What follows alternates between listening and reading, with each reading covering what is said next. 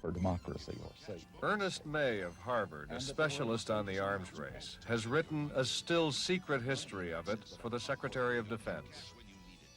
The idea that anybody anywhere could be afraid of the United States was something that only very slowly entered the minds of Americans. We assumed that we were Galahad.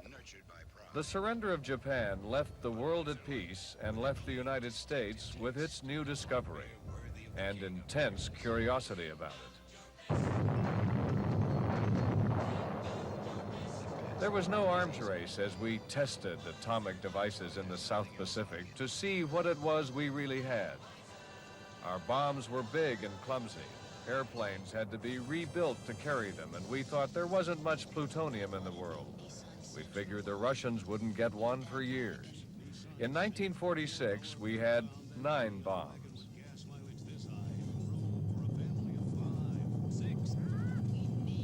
Then things began to happen that led us to believe we might want a nuclear arsenal. The war was over, but the Soviet Union kept building its armies. The communist parties in France and Italy set off a series of riots, apparently aiming to overthrow governments in Western Europe. Soviet armies helped communists take over Eastern Europe without the free elections Stalin had promised. Soviet historian Roy Medvedev is a specialist on Soviet-American relations and known in the West as a leading Russian dissident. It would be naive to think that Stalin established or promoted the establishment in Eastern Europe of regimes that would resemble Western-type ones. He could establish only the type which most resembled Stalinist terrorist regimes, as in the Soviet Union itself. The Soviets cut off West Berlin with the blockade, appearing determined to take the city away from its wartime allies. We kept West Berlin alive with a continuous airlift of supplies. But we were alarmed and formed our own alliance, NATO. We stationed B-29s capable of carrying atom bombs in Britain, an implicit warning to Russia. By the time the Soviets lifted the blockade, we knew we were in a Cold War, but not even then in a nuclear arms race. Our action in response to what we saw Stalin doing was essentially political and economic. We put money and $17 billion into the Marshall Plan, support for Christian democratic parties in Europe, that sort of thing. But it was not a military response. We were at the same time pushing our military spending far down. Mr. Truman hoped to get it back to the level of the 30s, and he was getting there fast. But the Soviet response was a military response. At that time, the Soviet Union likewise was very apprehensive toward America, because the Cold War began in 1946, continued through 1947, expanded in 1948. And so if America viewed the Soviet Union as a country bent on expansionism, then the Soviet Union also regarded America as a country bent on expansionism. Up to this point in the Cold War, the United States still knew that if it came down to it, we could use the bomb. What we could not predict was the series of shocks that became the nuclear arms race. Porter with a 2-run homer, an RBI single, and a single here in the 8th to lead it off. For some people, the words laser beams conjure up images of distant galaxies in outer space. But Xerox scientists saw the laser as a ray of hope for increasing productivity and introduced it into the office. Today, Xerox lasers help make Xerox electronic printers the most advanced information output systems available. They take information from computers and word processors and print it out at incredible speeds. Other Xerox scientists are using laser and electronic technology to develop data entry machines that help computers speed read. They actually translate printed words into computer language 12 times faster than manual methods. While still other Xerox scientists are using laser and optical technologies to bring back images from spaceships like Voyagers 1 and 2. Xerox technology, it's helping increase productivity in offices all over the world and beyond. Today, hundreds of companies make machines to increase office productivity. Some make electronic typewriters or personal computers, or word processors and workstations. Some make small copiers or facsimile units, large duplicators or electronic printers. The list goes on and on. But only one company offers you all these machines, and a machine that can show them all to you on a copy this large, Xerox.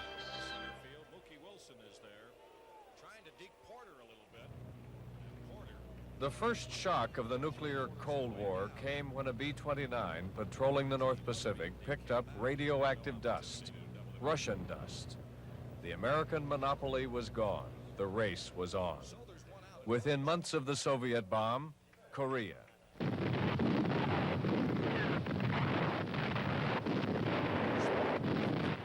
This attack has made it clear beyond all doubt that the international communist movement is willing to use armed invasion to conquer independent nations. The invasion of South Korea by North Korea, backed up by China, seemed proof that the communist monolith was willing to run risks in the nuclear age. America's response was to triple its defense budget. American troops were sent to Europe. We built the B-47, a jet plane made for carrying atom bombs. We developed the hydrogen bomb. There is an inherent limit to the power of atom bombs. There is no limit to the power of H-bombs. Within 10 months, the Soviets had the H-bomb. The Soviet Union did not want to fall behind America in the sphere of armaments, including atomic weapons. This was a totally natural reaction on the part of a great power to the new weaponry which had appeared in the hands of a potential adversary, the United States of America. The problem really stems from the combination of things. It was not just the Soviet test. It was a Soviet test in conjunction with the takeover of Czechoslovakia, the Berlin blockade, and finally Korea, accompanied by this evidence of military buildup. On May Day, 1954, 5 years after the Soviets acquired the bomb, we discovered they could now deliver it against the United States. We saw for the first time a Soviet intercontinental bomber. For the first time, we were vulnerable to atomic attack. Now there was a public uproar about a bomber gap, which turned out later to be in our favor, 5-1 over the Soviets. Still, we were exposed. Up went a network of radar warning stations. To all intents and purposes, enemy bombers or missiles were on their way toward New York City. Out came the first plan for civil defense against nuclear attack.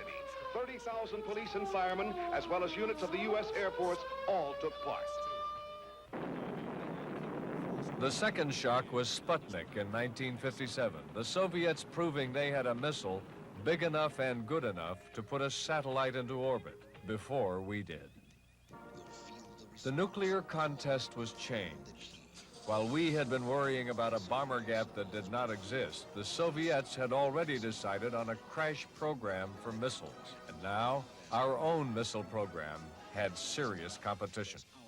Within 2 years of Sputnik, the United States had nuclear missiles in Turkey, Germany, Italy, and Britain, aimed at the Soviet Union.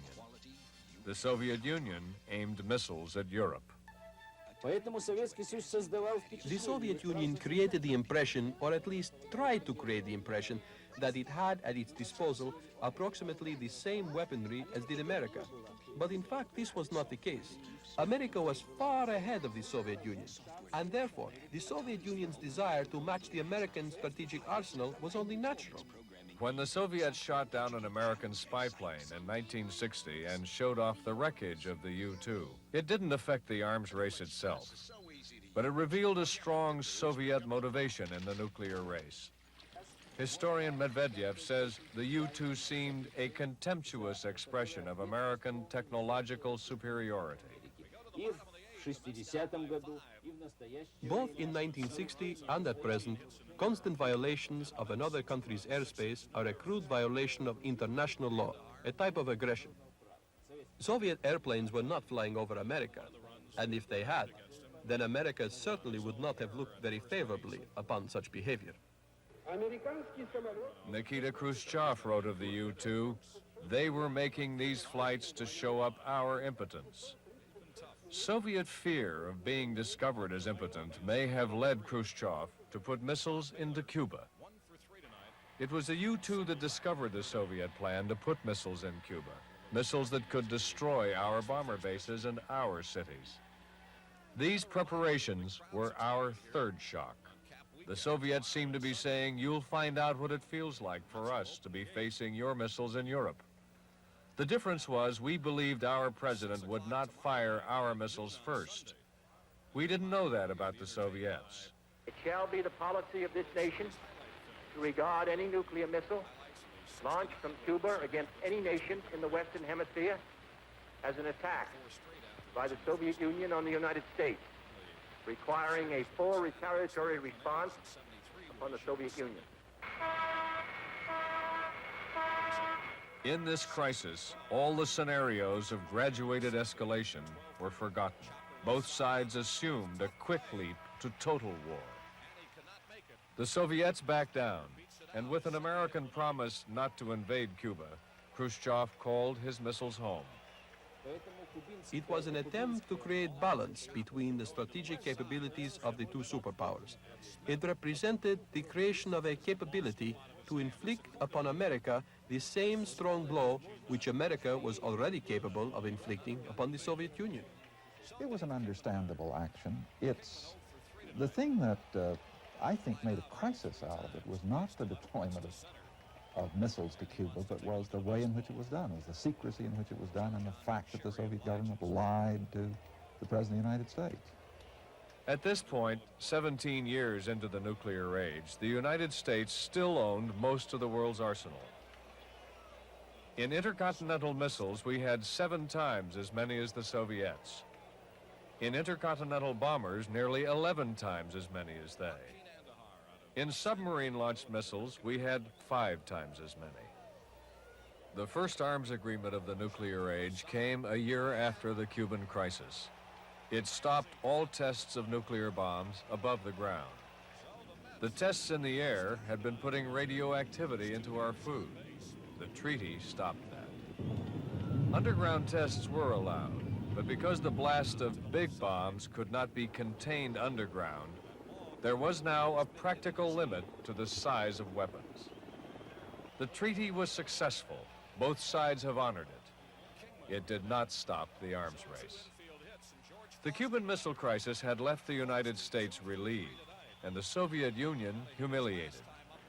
In the years following, the Soviets began making and testing missiles as fast as they could. The United States ordered up what is our present 3-part defense. New submarines, the Polaris. New airplanes, the FB-111s. And modernized B-52s. And better intercontinental missiles. After that, we figured both sides had enough to destroy each other and deter war. We figured 1,000 ground-based missiles were enough for us. But by the end of the 60s, it was clear the Soviets had gone on building missiles and had more than we. By 1972, 10 years after Cuba, the strategic balance had changed. The Soviets far outnumbered us in intercontinental missiles. We still had the advantage in bombers and submarine-launched missiles, but they were catching up. The mix appeared to leave each side as vulnerable to destruction as the other. And since vulnerable people don't normally attack first, that was deterrence, mutual assured destruction. To try and preserve this parity, the first Strategic Arms Treaty, SALT I, put a limit on missile launchers, but let the arms race continue in other ways. The United States, for example, found a way to make one missile do the work of 3 by putting 3 bombs on it, each bomb aimed at a different target, MIRV, for Multiple Independently Targeted Re-Entry Vehicle. It was thought of on the American side as being a response to the surprising level of, an unexpected level of Soviet missile deployments at the end of the 60s and beginning of the 70s. It was probably a mistake to have gone to MIRV, but it's an understandable one, and it was a public one.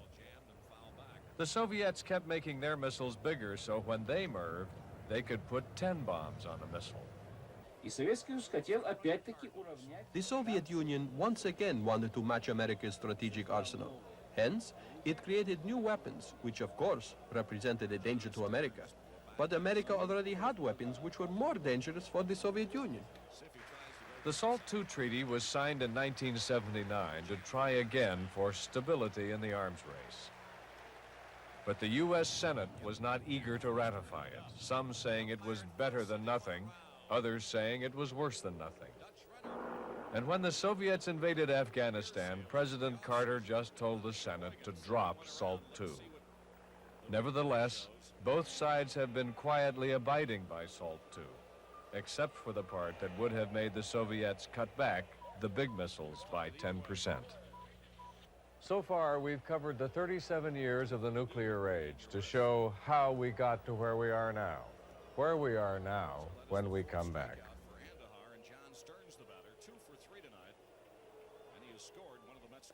In today's offices, managers and professionals are expected to earn their salaries with tools that haven't changed much since the 1800s, like the ballpoint pen, the pencil and eraser, and the typewriter.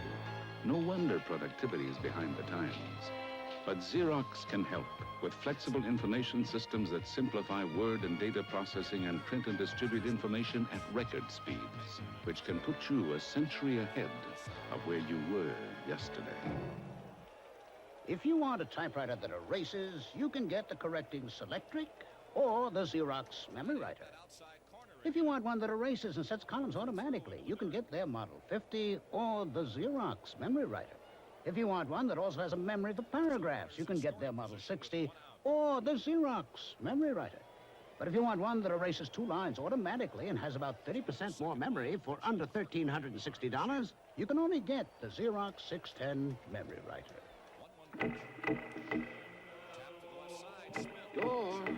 At Xerox, we make copiers that do things no other copiers can do.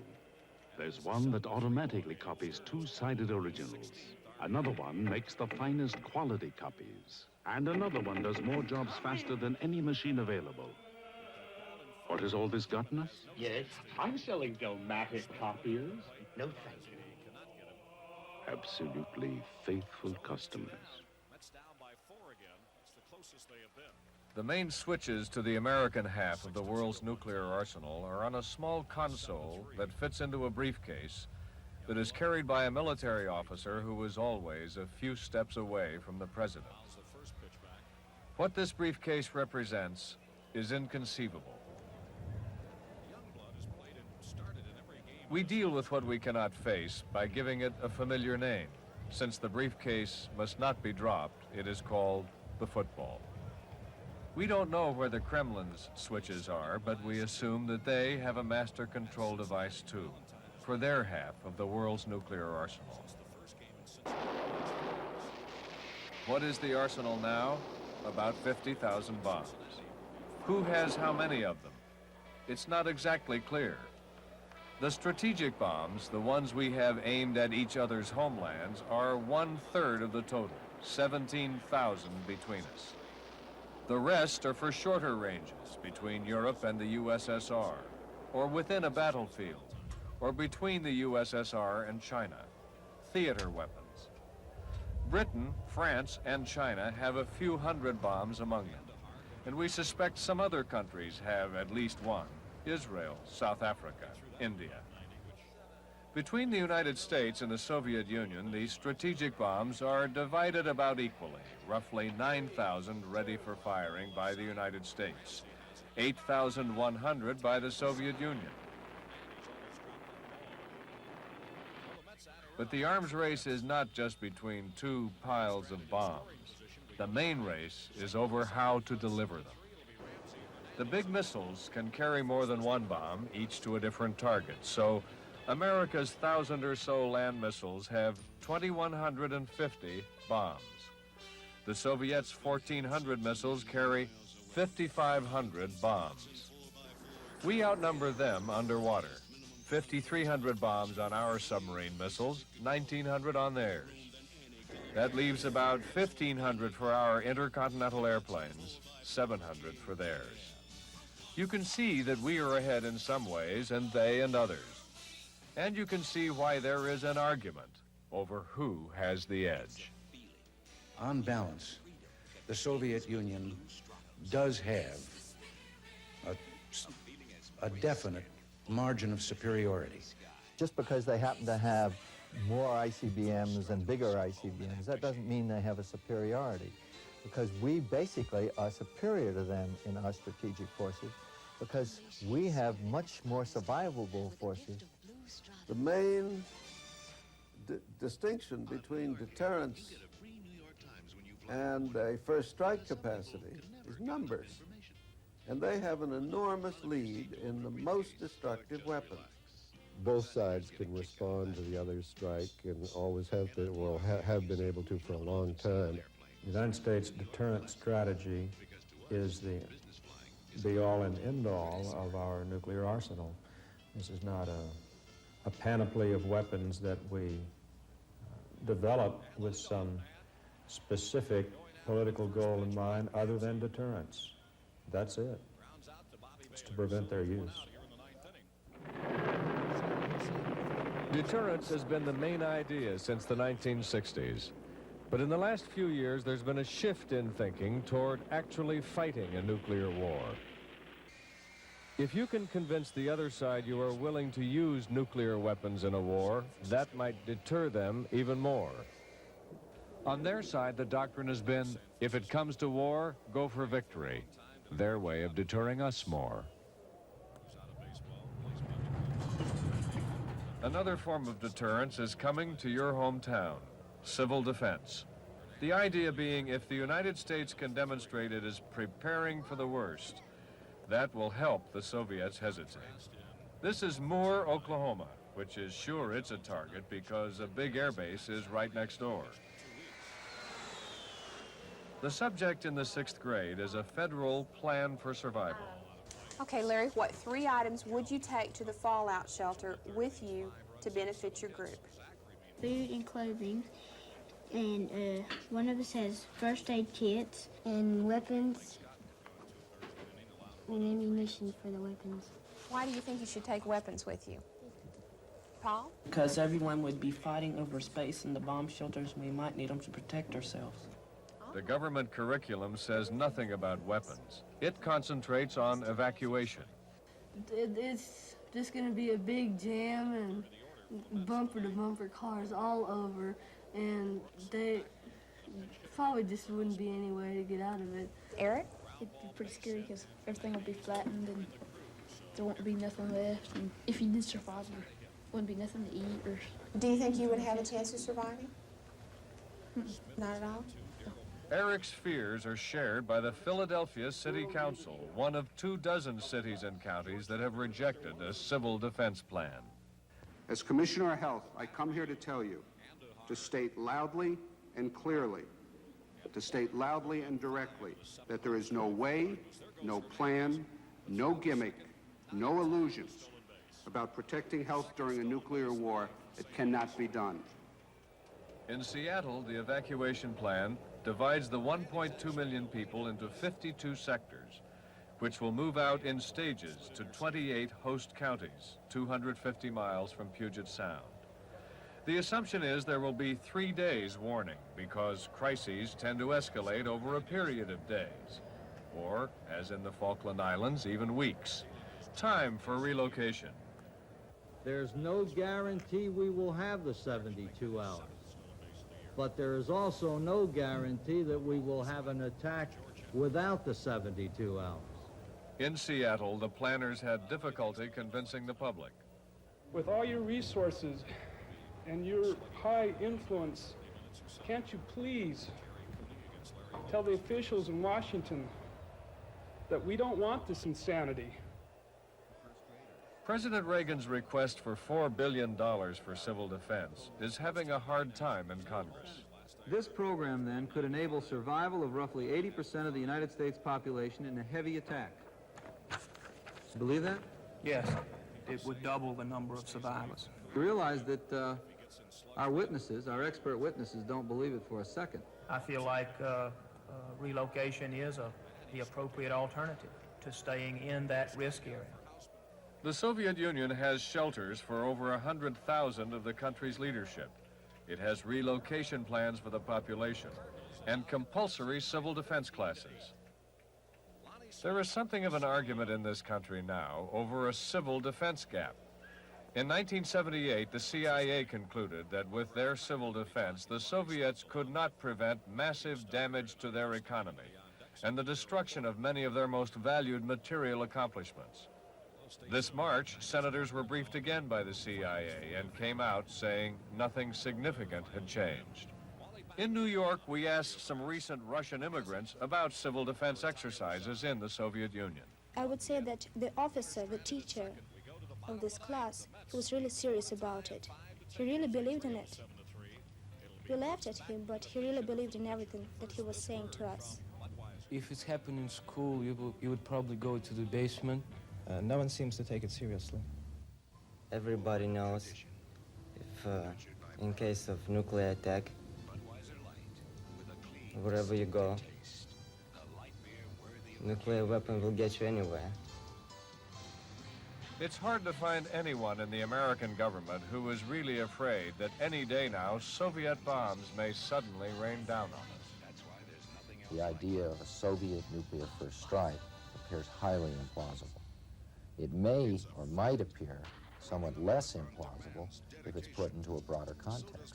Say that a crisis that broke out between the United States and the Soviet Union, say over the Persian Gulf oil fields that escalated, or a major conventional conflict that took place in Europe. Europe has always been seen as the tripwire. That's where the armies of East and West face each other. That's where the West has felt outgunned by the larger Soviet forces since World War II. The West was unwilling to spend the money to raise an equal army. So the United States gave Europe the protection of our nuclear threat and moved nuclear weapons to Europe. The Soviet answer was to threaten Europe with its own nuclear missiles, the latest, the SS-20, 300 of them. West Germany's Chancellor Schmidt, speaking for NATO, told President Brezhnev these new missiles threaten Europe and upset the military balance there. Now, the SS-20 threatens Europe and not the United States. It can't reach to the United States. The Europeans have become obsessed with this as a special threat to them. I think that's silly. The missiles that the Soviets have, which could strike the United States, can clearly strike Europe.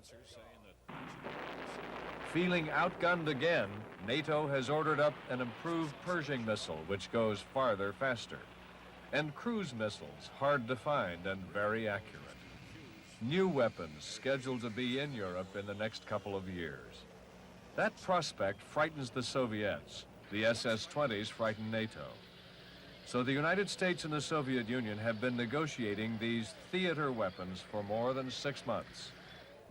Many Europeans say the West should stop arming whatever the Soviets do, because every new missile in Europe becomes a new target.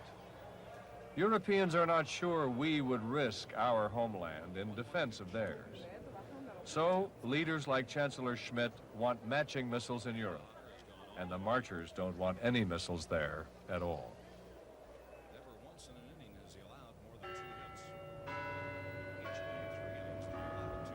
Most Americans don't want missiles either, but figure that the practical thing is not to disarm on our own, but have both sides stop arming. In one opinion survey, 83% of the American people said the Soviet Union and the United States should freeze the arms race right where it is. Be it resolved that the town of Salisbury endorses the following proposal for a mutual U.S.-Soviet nuclear weapon freeze. A town meeting in Salisbury, Connecticut. I'm not sure that saying stop it to the Russians is going to stop them. The Russian people have absolutely no say in what the government does. The Russian dictum is rule by force. We're tired of being frightened. We're tired of having the rattle of missiles down the road. And so, we, the uninformed, we, the naive, we that nobody listens to very much, have finally said, we're sick of it. Stop it. We've had enough. All those in favor of the resolution, please signify by raising your right hand. More than 500 cities and counties have called for a freeze. So have the legislatures of 8 states, and so have 1/3 of the members of Congress. Where we are now is a growing mass of Americans demanding both sides stop the arms race where it is, and breathing down the neck of a president who insists on negotiating a reduction first, while making new weapons to encourage the Soviets to agree. We'll examine these two positions next. May I have your attention, please? The resolution is carried by a vote of 276 in favor, 45 against.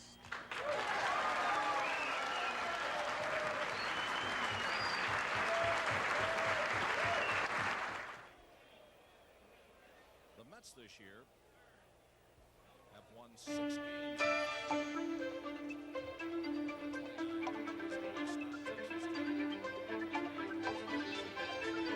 Each day, business pours millions of words and numbers into office machines. Unfortunately, ways of getting information out haven't kept up. So to free information, Xerox invented electronic printers. Printers that can take stored information and using laser technology give you letter-perfect letter-sized pages at the amazing speed of up to 120 pages per minute. Xerox printers that not only let you create and store forms electronically, but also print the form and what goes on the form all at the same time. Xerox printers let you choose from hundreds of different typefaces and even merge graphics with your text. So Xerox electronic printers can help you free information and get it where it belongs, into the hands of people. Brother Dominic, if we had another 200 pounds of wax, how many more candles? 13,003 annually. And if we cleared another acre for our grapevines, how much more wine do you think? 633 bottles. A simply amazing machine. It's the Xerox personal computer. How much did it cost? Another miracle. The Xerox 820 personal computer.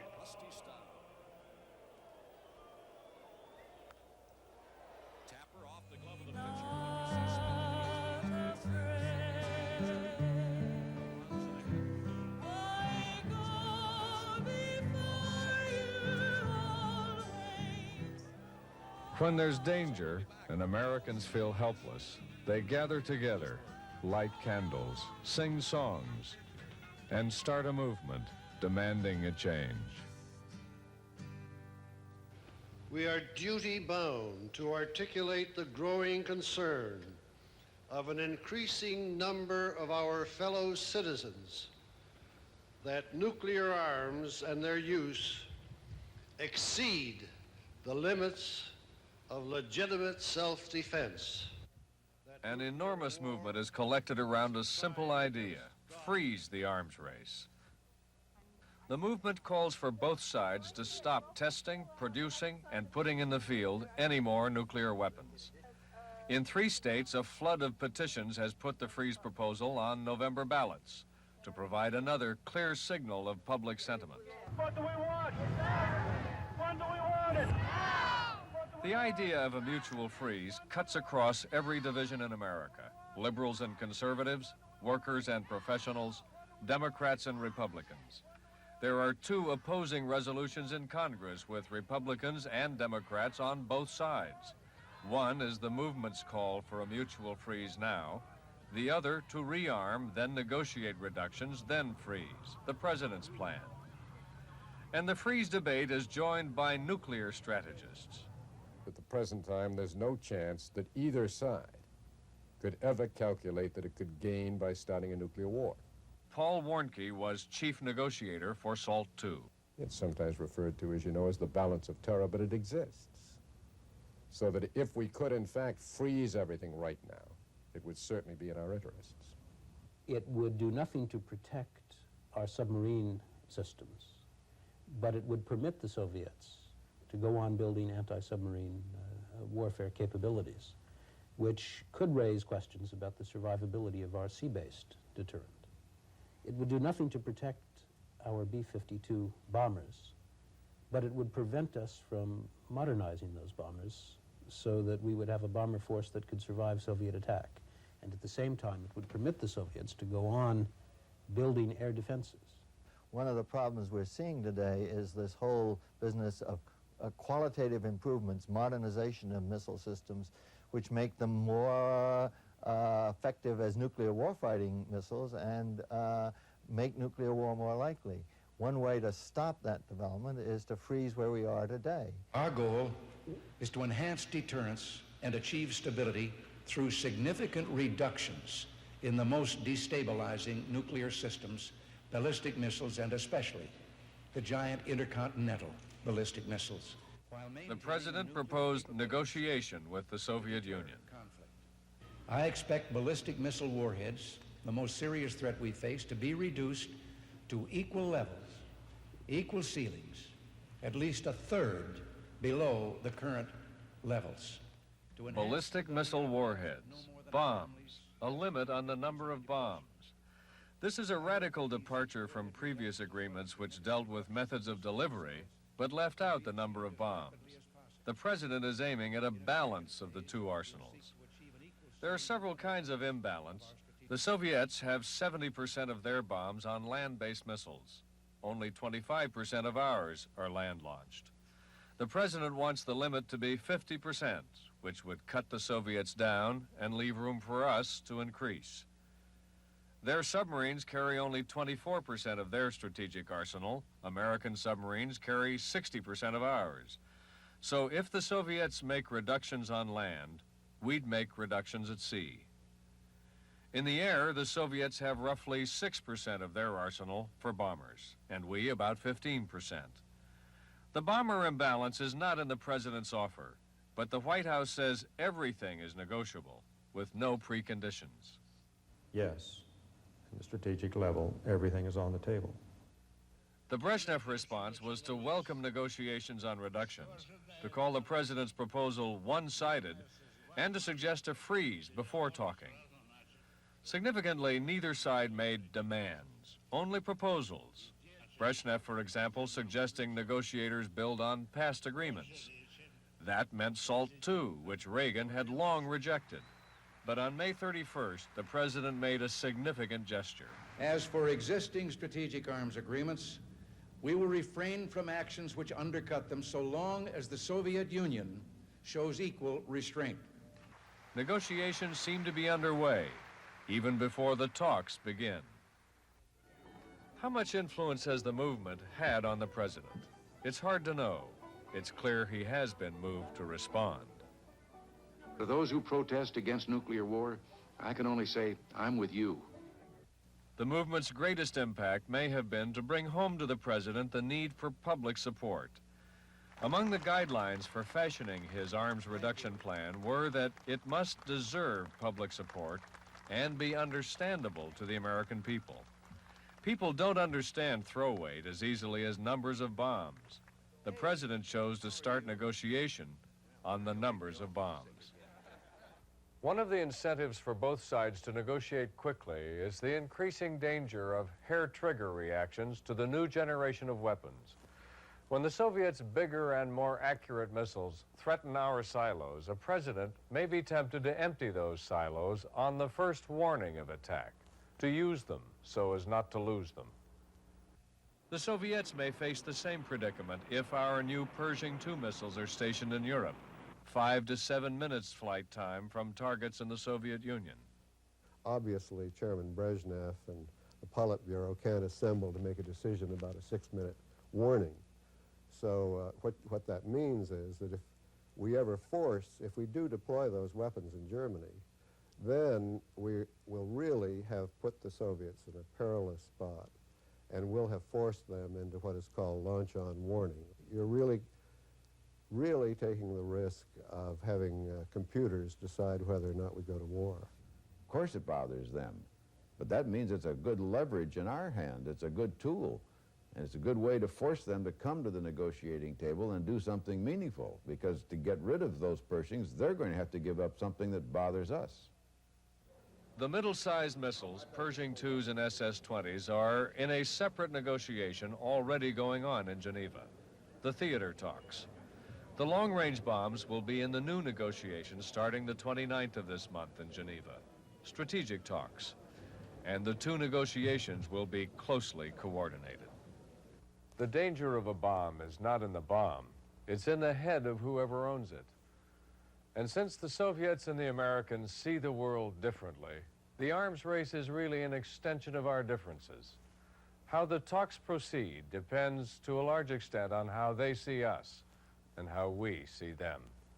It's the coupling of Soviet ideology, which tends to be expansionist, with a Soviet history, which is one of being threatened, that leads to a fairly aggressive policy. As far as Soviet officials are concerned, I can assure you that they, of course, regard America with the amount of respect which America deserves as a superpower, with its corresponding might, power, culture, technological level. But Soviet officials also are very apprehensive toward America. And those phrases about American imperialism wanting to impose its will upon the entire world are not simply propaganda. Many Soviet leaders and officials believe this, believe that America truly does have such intentions. We can't take opinion polls in the Soviet Union, and Soviet leaders don't share their innermost thoughts. But there is a fascinating study by the U.S. Communications Agency on Soviet attitudes. It found they don't see us as we see ourselves. It's difficult for them to understand, says this study, how our country with so many economic and political centers can work as we say it does. They look for clues to some secret control center in America. They find it hard to believe we see them as a real threat, seeing their own foreign policy as defensive in a hostile world, hostility they remember from wars against their own land. And they are afraid that America, undamaged by war at home, might be tempted to attack. They feel we take pleasure in their shortcomings, are unwilling to recognize a legitimate place for them in the world, are reluctant to see them as equal. The study reflects the feelings of middle-level officials in the Soviet Union as revealed in private conversations over the years to Americans. The study shows that the Soviet experts think they understand us. They will bring that attitude to the nuclear negotiations, and we will bring ours. There is a crucial difference between the two sides. The Soviets order arms in secret, and we must learn about them years later when the weapons appear. So we imagine the worst that they might be planning and leap ahead to develop arms. We order weapons in public, in hearings, in the federal budget. But the Soviets have seen us change those orders so often that they, too, imagine the worst that we might do and plan for it. We preparing for the unknown, they for the unpredictable, each side reacting to what the other can do. What they intend to do is what matters. That means working on the relationship.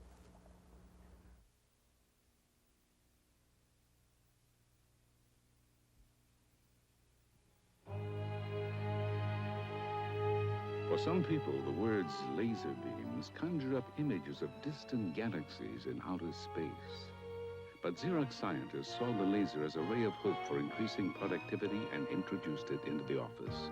Today, Xerox lasers help make Xerox electronic printers the most advanced information output systems available. They take information from computers and word processors and print it out at incredible speeds. Other Xerox scientists are using laser and electronic technology to develop data entry machines that help computers speed read. They actually translate printed words into computer language 12 times faster than manual methods. While still other Xerox scientists are using laser and optical technologies to bring back images from spaceships like Voyagers 1 and 2. Xerox technology It's helping increase productivity in offices all over the world and beyond. I've set up lots of fast breaks in my day, but watch this one for Xerox. Buy this compact copier and get a $600 discount. Or get low financing on this one that reduces. Or on this one that handles documents automatically. And you get hundreds of dollars of free paper and supplies. Call toll-free 800-648-5888. But hustle. I wouldn't be setting up these fast breaks if Xerox didn't want you to score.